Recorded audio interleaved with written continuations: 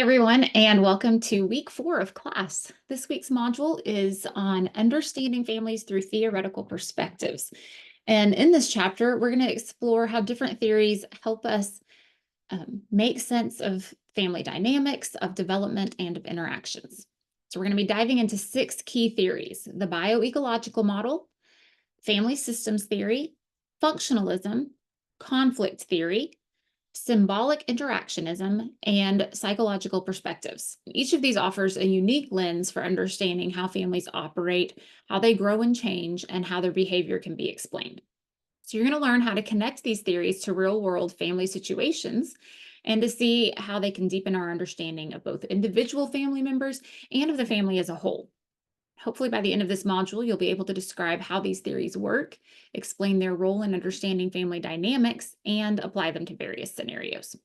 So I'm really excited for you to engage with this material and to see how these theories come to life in the context of family development. So let's get started taking a look at the module. I'm going to share my screen with you.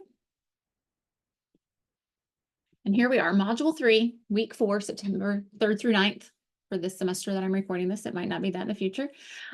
So welcome to Module 3. Here's an overview, which we kind of just covered. The key competencies that are going to be met this week, that's the course learning objectives. And here are specific objectives for this chapter. And then how we're going to do it, what we're doing this week, which we're going to walk through. Here's where you can download your skeletal outline or your note taker. And we will talk about that more as we go as well. So what you're going to read this week for theories that help us work effectively with families is chapter 1, which is pretty short. It's only 8 pages. So that I take that back. It's a little bit more than 8 pages, but it's just 10 or 11, not very many pages. And so it's a pretty short chapter. And then you're also going to read this article, which is referred to in the chapter. And the article is 9 pages long, but still that's, 20-ish pages of reading for the week. So that's not too bad. And then you're going to go through this PowerPoint as well. And it is not a video, it's a PowerPoint. So you'll have to click from one screen to the next. And that's your reading for the week. And here are some videos for you to watch for the week.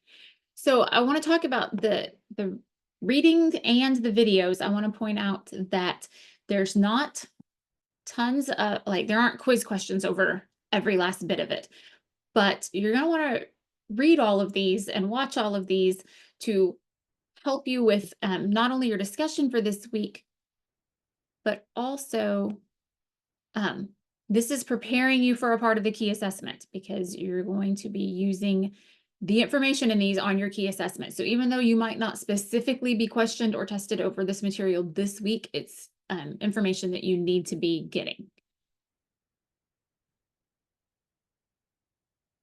So here is that quiz that you're going to take, and you do get 2 chances. So take it, learn from your mistakes, take it again.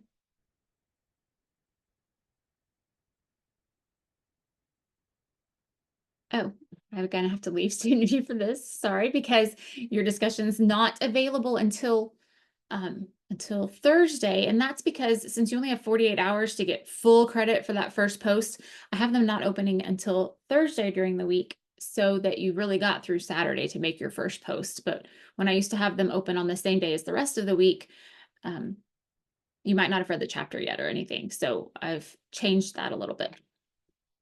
So for your discussion this week, you're going to respond to one of these things. You're going to choose a theory, either bioecological systems or family systems, and share what stood out to you about it and why. And so all of that information can be from the readings and from the videos.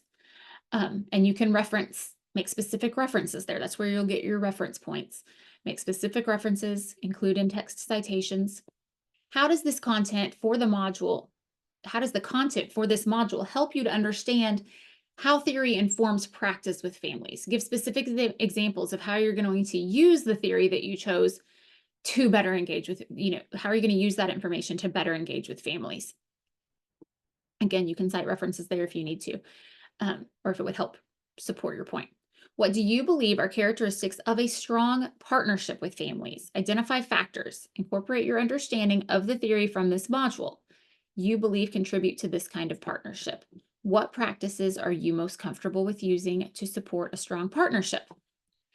What could you do if you feel a family is not willing to build a partnership with you?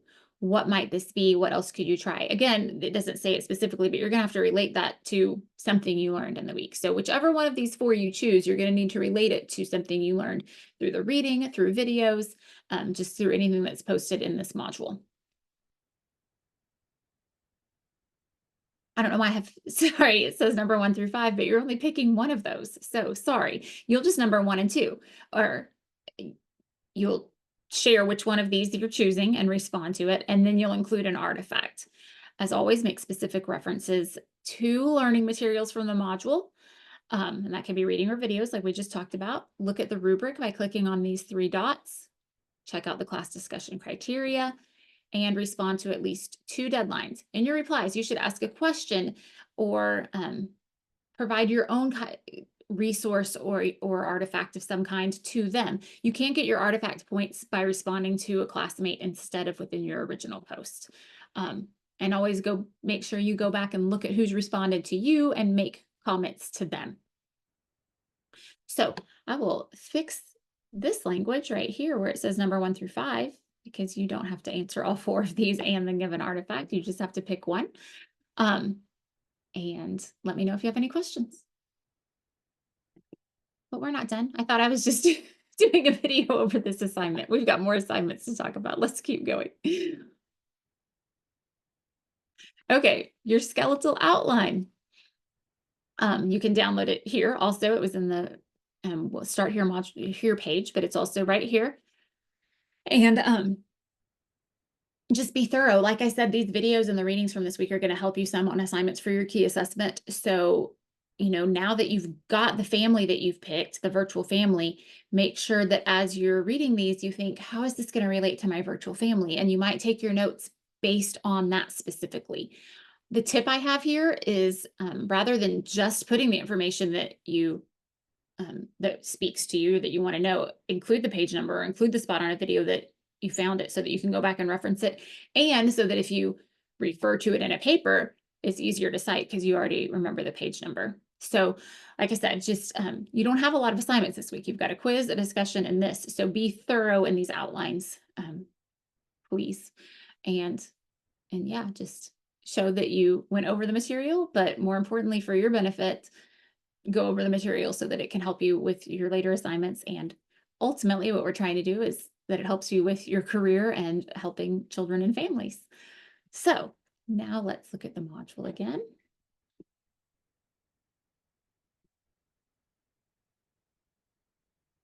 And that's the end of it. So like I said, quiz, discussion, skeletal outline notes, but the whole time that you're going through this module, be thinking about that virtual family that you're going to be doing your key assessment over. And even though you haven't gotten a specific assignment yet, have them in your brain while you're reading this and how things would relate to them.